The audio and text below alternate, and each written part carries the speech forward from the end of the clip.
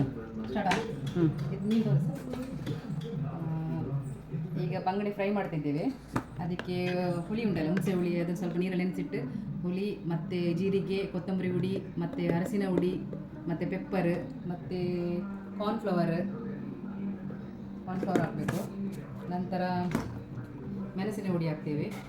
ಮೆಣಸಿನ ಹುಡಿ ಅಂದರೆ ಮೆಣಸು ತಗೊಂಡು ಒಣಗಿಸಿ ಗಿರಣಿಗೆ ಕೊಡ್ತೇವೆ ನಾವು, ಖಾಲಿ ಮೆಣಸು ಅಷ್ಟೇ.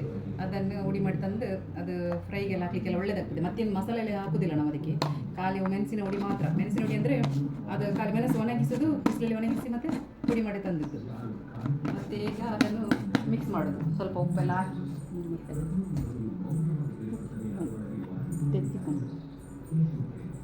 ಹಾಕ್ತೇವೆ ಸ್ವಲ್ಪ.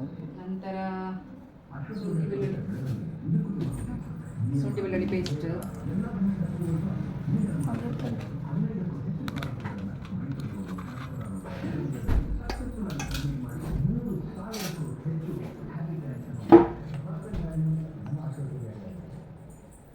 ಶುಂಠಿ ಪೇಸ್ಟ್, ಬೆಳ್ಳುಳ್ಳಿ ಪೇಸ್ಟ್, ನಂತರ ಶುಂಠಿ ಪೇಸ್ಟ್, ಆಮೇಲೆ ಮೊಟ್ಟೆ,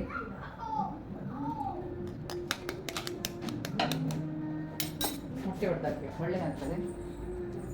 ಒಬ್ಬೊಬ್ಬರು ಹಾಕ್ತಾರೆ ಮೀನಿಗೆ ಮೊಟ್ಟೆ, ಒಬ್ಬೊಬ್ಬರು ಹಾಕೋದಿಲ್ಲ.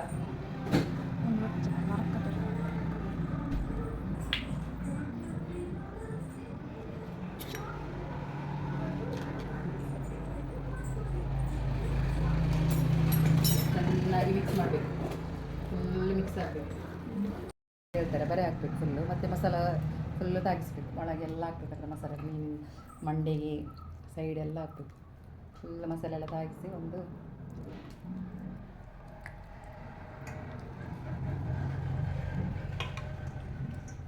ಈ ಥರ ಕಟ್ ಮಾಡಿ ಒಂದೊಂದೇ ತೆಗಿಬೇಕು. ಒಂದೊಂದೇ ತೆಗೆದು ಕಟ್ ಮಾಡಿದ್ದು ನೋಡಿ ಹೇಗೆ ಕಟ್ ಮಾಡಿದ್ದು ಅಂದರೆ ಈ ಥರ ಕಟ್ ಮಾಡಬೇಕು. ಈ ಥರ ಕಟ್ ಮಾಡಿದರೆ ಮಸಾಲೆ ಎಲ್ಲ ಅದರೊಳಗೆ ಹೋಗ್ತದೆ ಫುಲ್ಲು.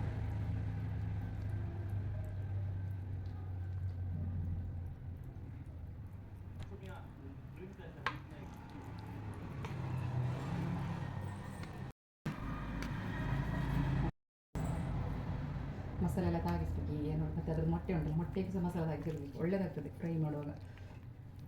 ಮಸಾಲ ಹಾಕಿ ಫ್ರೈ ಮಾಡಬೇಕು, ಮೊಟ್ಟೆ ಟೇಸ್ಟ್ ಆಗ್ತದೆ. ಈಗ ಒಂದು ಅದರಲ್ಲಿ ದೊಡ್ಡದು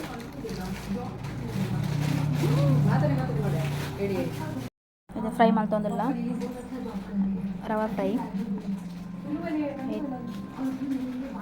ಈಗ ಎಷ್ಟು ದೊಡ್ಡದು ಮೀನು ನೋಡಿ, ಇದು ರವಾ ಫ್ರೈ ಮಾಡ್ತಾ ಇದ್ದೇವೆ. ಮಸಾಲ ಮಾಡಿಟ್ಟದ್ದು, ಎಣ್ಣೆ ಹಾಕಿ, ಎಣ್ಣೆ ಬಿಸಿ ಆದಮೇಲೆ ಎಣ್ಣೆಗೆ ಫ್ರೈ ಮಾಡಿ ಮೀನು.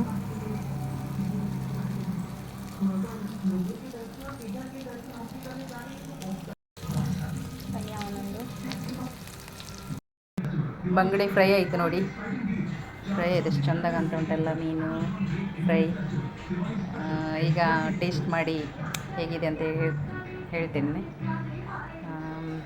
ಸಪೋರ್ಟ್ ಮಾಡಿ ಚಾನಲಿಗೆ. ಏನಾದರೂ ಮಿಸ್ಟೇಕ್ ಆದರೆ ಕ್ಷಮಿಸಿ ದಯವಿಟ್ಟು. ನಾವು ಫಸ್ಟ್ ಮಾಡೋದಲ್ಲ, ಈಗ ಚಾನಲಲ್ಲಿ ಗೊತ್ತಾಗೋದಿಲ್ಲ ಸರಿಗಟ್ಟಾಗಿ. ಸಪೋರ್ಟ್ ಮಾಡಿ, ಥ್ಯಾಂಕ್ ಯು. ಸಬ್ಸ್ಕ್ರೈಬ್ ಮಾಡಿ.